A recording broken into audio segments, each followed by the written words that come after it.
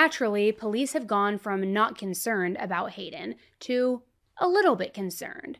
But as soon as the detectives started pressuring Hayden, wanting to know what was up with those messages, his mother, who came with him, just fully butted in. According to Hayden's mom, he deleted text messages all the time. It was just a weird quirk for him. And it wasn't just him and Riley, it was texts with everyone. So there really wasn't anything suspicious there. And I will say this too.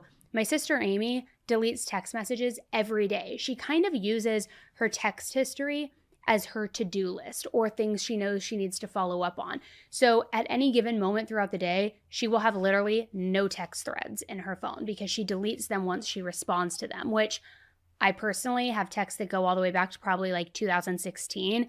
That's just my chaotic life, but people really do that. So again, nothing really suspicious there. But apparently he also had a really bad habit of sending very disturbing messages to people and then deleting them because he believed that if anyone saw what he was saying, he could get into trouble. One of Riley's good friends claimed that Hayden was always threatening to take his own life, and that he would say that to stop Riley from breaking up with him, to make her feel guilty and like she had to stay with him, which is very unhealthy. I mean, on one hand, it's manipulative and certainly not okay, and clearly he knew that he was in the wrong since he was deleting those messages. But on the other hand, he was young, and this could have been some sort of cry for help. Both situations certainly unhealthy, but super sinister and manipulative and calculated, or more of a young kid who's emotionally unbalanced and a cry for help. I don't know.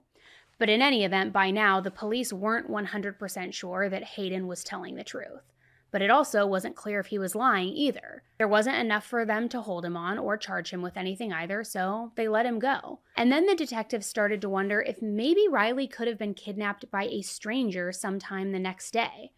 Which sounds a little bit out there, I know, but hear me out. Berkeley Springs was near a major trucking route, so there were all of these truck drivers passing through or stopping for the night to sleep and just kind of going in and out. So again, I know it's kind of like this wild theory and maybe a little bit out there, but maybe Riley got up in the morning, got ready for school, and then got snatched during that very short walk over to the school. It's just, I mean, it's impossible to say, in part because so much time passed between when she actually went missing and when she was reported as missing, but also the police never issued an Amber Alert for her.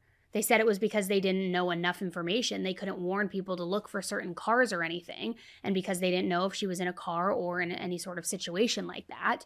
And since they still thought that she could have been a runaway, they just never bothered to put the alert out. Which I do understand that decision, as frustrating as it is. In order to fit the criteria to get the Amber Alert out, you need to at least have a license plate, some sort of description, a suspect, and they really were working off nothing at that point.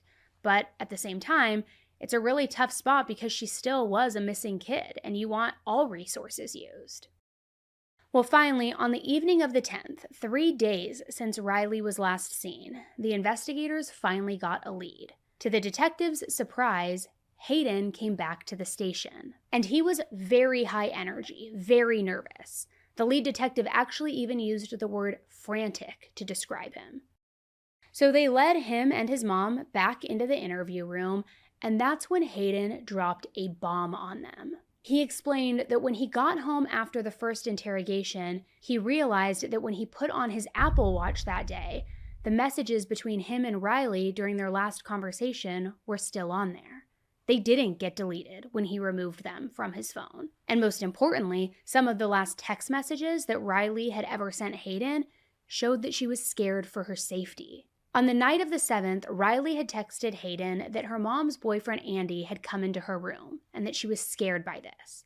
But by this time, Hayden had already gone to sleep for the night, so he didn't see this message right away. Now, why Hayden hadn't mentioned these text messages literally the very moment he realized that Riley was missing, I don't know.